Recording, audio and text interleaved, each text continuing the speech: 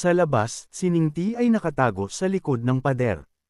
Ang kanyang mukha ay nagbago sa paghamak habang malamig siyang bamulong na nangangarap pa rin siyang magkaroon ng prinsesa sa kanyang sarili, hindi alam na ang grand ceremony bukas ay ang kanilang hatol sa kamatayan. Ang grand ceremony of heaven worship ay mabilis na dumating.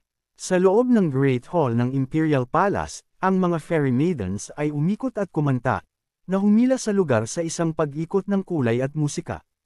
Ang emperador ay mukhang masayang-masaya, ngumingiti habang casual siyang nagkomento kay Zhongcheng na narinig niya na si Pinuno Zhongcheng ay isang dragon among men.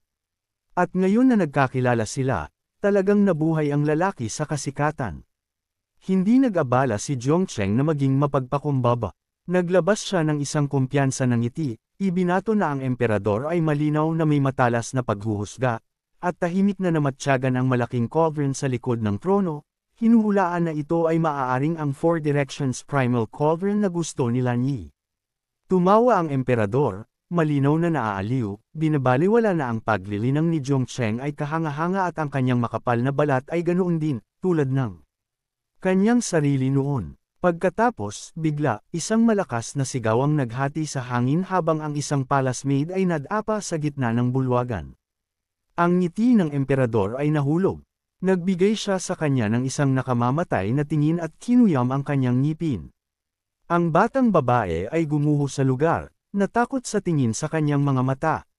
Lumuhad siya at umamin kaagad, nagbubulong na nararapat siyang mamatay ng paulit-ulit. Ngunit hindi iyon kinukuha ng emperador.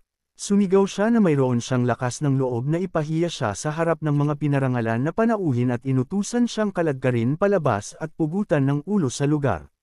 Tulad ng mahigpit na utos na iyon, mabilis na tumayo si Ningti, banayad na ipinaalala sa kanyang imperial grandfather na ito ang heaven worship ceremony, at ang pagdanak ng dugo ay hindi angkop, humihiling sa kanya na palayain na. Plinano man o hindi, ang kanyang timing ay perpekto. Pinigilan ng emperador ang utos at pinatawad ang maid sa lugar, ibinalawala ito bilang isang pabor kay Prinsesa Ningti.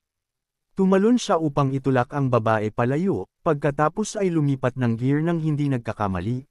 Itinuro na ang kasalukuyang sayaw at musika ay kulang sa sigla. Dahil lumaki siyang sumasayaw at ang kanyang mga maids ay sinanay na sword dancers, inalok niya ang isang pagganap para kay Pinuno Zhongcheng. Habang inaalok niya ang alok, ginesture niya patungo sa grupo sa likuran niya. Si Lan Yi, na nakatago pa rin bilang maid, nagpanik at sinaway ang sarili dahil nadala sa sitwasyon na ito, binalaan ang sarili na huwag magkamali. Hindi sumagot si Ningti. Sa halip, binigyan niya si Zhongcheng ng isang banayad na tingin, malinaw na sinusubukan siyang itulak na suportahan siya. Nakuha ni Zhongcheng ang pahiwatig at sumama rito, casual na sumang-ayon na hindi siya maaaring tumanggi sa ganoong kabaitan. Si Lan Yi, Ningti, at isang maliit na grupo ng mga palace maids ay sumulong ng magkasama, naglunsad sa isang sword dance na damaloy ng makinis tulad ng sutla. Ngunit sa sandaling nagsimula ang pagganap, may nakita si Lan Yi na mali. Ang kanyang mga mata ay lumaki habang natigilan siya, napagtanto ang kanyang posisyon. Siya ay diretso sa tapat ng mesa ni Zhongcheng, at kung gumawa siya ng isang galaw, wala siyang pagkakataon na umiwas. Ang pag-unawa na iyon ay bumaba tulad ng isang pabigat, at sinumpa niya sa loob niya na nahulog siya ng diretso sa kanilang bitag. Sa likuran niya, si Ningti ay tense na, nagpapaputok ng isang madilim na tingin kay Zhongcheng habang pinipilit siya sa pamamagitan ng telepathy na kunin ang pagkakataon at tapusin ito. Sayang lang at sobrang tiwala niya sa kanya. Si Zhongcheng sa sandaling iyon ay hindi pa rin makapili ng panig. Hinawakan ang kanyang ulo habang natigil sa isang pag-aalinlangan sa pagitan ni Ningti at Lan Yi. Parehong nakamamanghang, parehong mapanganib, ngunit si Lan Yi ay medyo mas prangka sa kanya. Matapos makipagbuno rito sa loob ng isang segundo, isinantibi ni Zhongcheng ang buong bagay at nagpa siya na maghintay. Nililinis ang kanyang isip, tinapik niya ang kanyang divine sense at na-activate ang isang observation technique. Sa sandaling binuksan niya ang kanyang celestial eye, ang mga bagay ay naging malinaw. Ang mukhang mapayapa sa ibabaw ay isang kumukulong palayok ng panganib sa ilalim. Ang mga mamamatay tao ay nakatago na. Hindi lang sila nasa loob ng Great Hall. Ang bawat sulok, Kahit sa labas, ay gumagapang sa mga kaaway na naka-standby. Nang walang salita, hinugot ni Zhongcheng ang kanyang espada. Isang solong pag-indayog ang nagbasag sa bubong kaagad. Ang mga nakatagong gwardya sa itaas ay bumagsak mula sa kanilang mga post, lumapag ng husto at nagkakalat upang bumuo ng isang mahigpit na bilog sa paligid niya. Ang mga mukha ay matalas sa pagkaalerto. Hindi natinag si Zhongcheng. Ang kanyang mga mata ay kumislap sa emperador at tinawag siya ng walang emosyon, sinasabing ang deal ay para sa kanya na mahuli si Lan Yi kapalit ng pagiging prince consort, ngunit sa halip ang lalaki ay nag-set up ng mga mamamatay tao upang patayin siya sa sandaling tapos na ang trabaho. Ang akusasyon ay nagpadilim sa mukha ng emperador. Nagsimula siyang magpanik, nagrereklamo sa sarili na nagawa niya ang lahat upang mask ang kanilang aura sa isang full-blown formation. At ang isang tao sa antas ni Zhongcheng ay hindi dapat nakaramdam ng anuman. Galit na si Lan Yi. Inikat niya ang kanyang tingin sa likuran niya at hinamon si Ning Ti, tinawag siyang isang walang utang na loob na traidor at nagtanong kung hindi siya natatakot na mamatay. Medyo nanigas si Ning Ti, ngunit nakilala pa rin ang akusasyon sa isang cool, matalas na ngiti at naglakas loob sa kanya na sumalakay. Hindi nag-atubili si Lan Yi. Sinindihan niya ang isang spiritual energy ball at inihagis ito ng diretsyo sa kanya. Ngunit ang kinalabasan ay isang pagkabigla. Ang kanyang braso ay nagsimulang manginig ng marahas sa kalagitnaan ng pagkast at si Ning Ti ay nanatiling hindi nasaktan. Natigilan si Lan Yi, nakatingin sa kanyang nanginginig na kamay, horrified, bumubulong na hindi ito maaaring mangyari. Ang pagmamataas ni Ning Ti ay umabot sa bagong antas. Ikiniling niya ang kanyang ulo ng may masaya na tingin at sinabi na ang sumpa ay naalis na. Hindi hahayaan ni Lan Yi na mangyari iyon. Agad siyang lumingon kay Zhongcheng at itinuro na nakita niya mismo kung anong uri ng mga tao ang kanilang kinakaharap at hinimok na magkaisa sila at lipulin silang lahat. Bago siya makasagot, ngumisi ang emperador mula sa Dragon Throne, sinasabing mas mabuti nilang malaman kung sino ang papatay muna. Habang lumapag ang mga salitang iyon, ang tunog ng pagmarcha ay umalangaw-ngaw. Sumugod si General Xiaojun kasama ang isang full company ng mga Imperial Guard sa likod ni Lan Yi. Umikot siya sa tunog at sa pagkakita sa mga bagong dating ay humalaklak na ito ang pinakamahusay na maaari nilang maipadala. Kaagad, isa pang boses ang sumingit, nagtatanong kung ano ang iniisip niya sa kanila. Pagkatapos ay umikot siya muli, natigilan sa nakita niya at sumigaw sa hindi paniniwala na sila iyon. Si Han Huayan at Yuang ay tumayo ng kalmado at tiyak, nakangiti ng walang bakas ng tensyon. Sumulyap sa kanila si Zhongcheng, pagkatapos ay tumingin kay Lan Yi at Caswall na nagtanong kung sino sila. Agad na nahulog ang kanyang mukha. Sa halata na pag-aatubili, sumagot siya na sila sina Han Huayan at Yuang, Holy Sons ng Holy Land of Silence. Parehong may kapangyarihan ng Siyam-th level Dao Palace Realm, tiyak na nasa kanyang antas.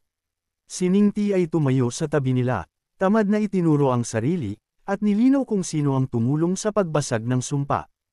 Pinutol siya ni Lan Yi ng may ngiti, humahalaklak na ang dalawang iyon ay hindi sapat ang lakas upang basagin ang isang sumpa. Si Yuang ay casual na sumingit na, oo, hindi nila ito mababasag sa kanilang sarili, ngunit dinala nila ang Holy Talisman ng kanilang master. Ang maliit na detalye na iyon ay nagpadagdag sa galit ni Lan Yi, ang kanyang mga ngipin ay kinuyam habang sinumpa niya sa sarili na sobrang abala siya sa formation kamakailan, nag-iiwan ng isang perpektong pagkakataon para sa taksil na Ning Ti. Agad siyang lumingon kay Zhongcheng at pinindot siya kung gaano kabila siya maaaring tawagin. Kinamot ni Zhongcheng ang kanyang ulo, sinasagot na aabutin ng mga 2 oras. Iyon ang nagpasindi sa galit.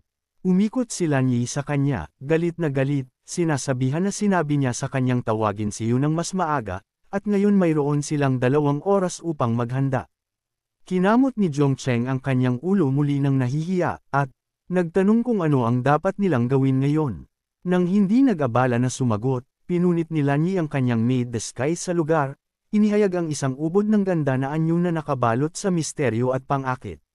Sa kanyang tunay na hitsura pabalik sa buong lakas, pinaikit niya ang kanyang mga mata at inutusan na siya ang tatanggap sa 2 Holy Sons, at dapat siyang kumilos upang harangin ang crew. Mula nang i-ditch ni Lan Yi ang maid outfit, hindi tumigil sa pagtitig si Zhongcheng. Sa sandaling nagrehistro ang kanyang tunay na hitsura, isang pamumula ang gumapang sa kanyang mukha. Sa isang lugar sa likod ng kanyang isip, bumulong siya na, oo, tiyak na ginawa niya ang tamang desisyon. Habang si Zhongcheng ay nakatayo roon, naka-zone out, nakadikit pa rin kay Lan Yi, si Xiang Gao sa likuran niya ay pumasok na sa pag-atake. Itinulak niya ang isang napakalaking mesa ng diretso kay Zhongcheng. Ang bagay ay karaniwang lumilipad, berilong patungo sa kanya. Ngunit si Zhongcheng ay tumayo lamang doon tulad ng isang estatwa. Si Lan Yi, nakikitang nagpapanik, sumigaw sa kanya dahil sa pag-iwas. Hindi siya nag-abala na maghintay para sa kanya na matauhan. Sumugod siya gamit ang kanyang espada, hinati ng malinis ang lumilipad na mesa sa isang stroke. Ang kanyang talam ay bumaba ng mabilis at matalas, at naglabas siya ng isang naiinis na sumpa sa kalagitnaan ng pag-indayog. Ang paningin ay sa wakas ay nagbigay buhay kay Zhongcheng. Ang kanyang pisngi ay rosas pa rin, naglabas siya ng isang naguguluhan na ingay na halos hindi binibilang bilang isang tugon. Ang mga tauhan ni Xiang Gao ay hindi titigil. Isa sa kanila ang nahuli si Lan Yi na hindi handa habang nakikipag-ugnayan pa rin siya kay Zhongcheng, inuuga ang kanilang talam sa kanyang gilid at tinamaan siya. Wins siya ng husto, naglabas ng isang sigaw at hinawakan ang sariwang sugat. Pagkatapos ay lumingon siya at tumitig ng masama kay Zhongcheng, nagtatanong kung mayroon ba siyang aktwal na silbi at idinagdag na hindi niya inisip na magtatapos siya sa kamatayan dito dahil sa isang taong tulad niya. Iyon ang nanakit. Ang mukha ni Zhongcheng ay dumilim sa galit, at agad siyang sumagot na walang paraan na hahayaan niyang tawagin siyang walang silbi. At iwanan na iyon. Pinalakas ng pagkahiya at galit, umikot siya patungo sa emperador, na ang reaksyon ay isang buong hakbang paatros, para lamang sa isang sandali, gayunpaman, dahil mabilis na nakarecover ang lalaki. Sa isang matalas na tingin at nakakuyom ng ngipin, na-activate ng emperador ang Grand Formation. Ang mga apoy ay sumugod at isang fireball ang pumutok sa palad ni Xiang Gao kaagad. Tumanggi si Zhongcheng na magpahuli. Nakita ang Kalabang Formation na trigger, itinataas niya ang kanyang sariling kamay, tinawag ang Star Dragon, at cool na naghagis ng isang hamon. Hindi yun gaanong tinanggap ni Xiang Gao. Ang mga salita ay itinulak siya sa gilid, at sumigaw siya sa pagkadismaya bago nagpaputok ng mas maraming spiritual power upang itulak ang formation pa. Samantala, si Yuang ay walang interes sa panunood lamang. Bigla siyang tumawag para sa mga espada upang magtipon. Sa sandaling lumabas ang mga salita sa kanyang bibig, bawat talam sa bulwagan ay napunit mula sa kaluban nito at inilunsad sa hangin, nag-uudyok ng maraming hininga ng pagkamangha. Si Zhongcheng ay hindi exempt, sumisigaw ng ang kanyang sariling espada ay kinuha, nagpapanik habang sinusubukan niyang malaman kung ano ang nangyayari. Ang mga sandata ay world high sa itaas ng ulo ni Yuang at napatitig si Zhongcheng sa pagkalito, hindi sigurado kung paano kinokontrol ang kanyang talam. Nakuha rin ni Lan Yi iyon. Narinig ang tanong ni Zhongcheng, mabilis siyang sumagot na ito ay word magic. Iyon lamang ang nagpadagdag sa kanyang pag-usisa, at sumunod siya sa isang tanong kung ano ang ibig sabihin yun. Hindi nag-aksaya ng oras si Lan Yi sa pagpapaliwanag, nagbalik lamang na ito ay isang teknik kung saan ang anumang sinabi mo ay nangyari at binalaan siyang bantayan ito. Hindi pa tapos si Yuang. Kapag natapos ang mga espada sa pag-ikot sa formation, kiniliti niya ang kanyang pamaypay at ibinigay ang utos na sumalakay. Kaagad, bawat espada ay bumaril ng diretsyo patungo kay Lan Yi. Ang kanyang mga mata ay lumaki habang ang barrage ay nagsasara. Bago mag-contact ang mga talam, ngumiti si Han Huayan at inalok siya ng isang deal, nagmumungkahi na bumalik siya kasama nila, maging master's disciple nila, at baka hayaan siyang mabuhay. Casual na itinatapon ang panukala sa kanyang paraan. Ang ekspresyon ni Lan Yi ay agad na naging maasim, umikot siya sa himpapawid upang umiwas sa ilang mga espada at tinawag na ang kanilang tinatawag na Holy Land ay talagang hindi alam kung kailan titigil. Inayos niya silang pareho sa isang malamig na tingin, sumisimangot habang ibinabato niya na ang kanilang master ay sobrang pathetic na nalampasan niya siya bago pa man tumama sa 25 at prangka na nagtanong kung seryoso ba silang naisip niyang karapat-dapat na maging kanya. Hindi yun tinanggap ng maayos ni Han Huayan. Ang kanyang boses ay bumaba ng madilim, nangangako na kung ganoon ang gusto niya, kung gayon ang dalawa sa kanila ay siguraduhin na ipakita sa kanya ang ilang baluktot na pagmamahal sa ngalan ng kanilang master. Habang itinataas niya ang kanyang kamay, ang pagpatay ay kumikislap sa kanyang tingin.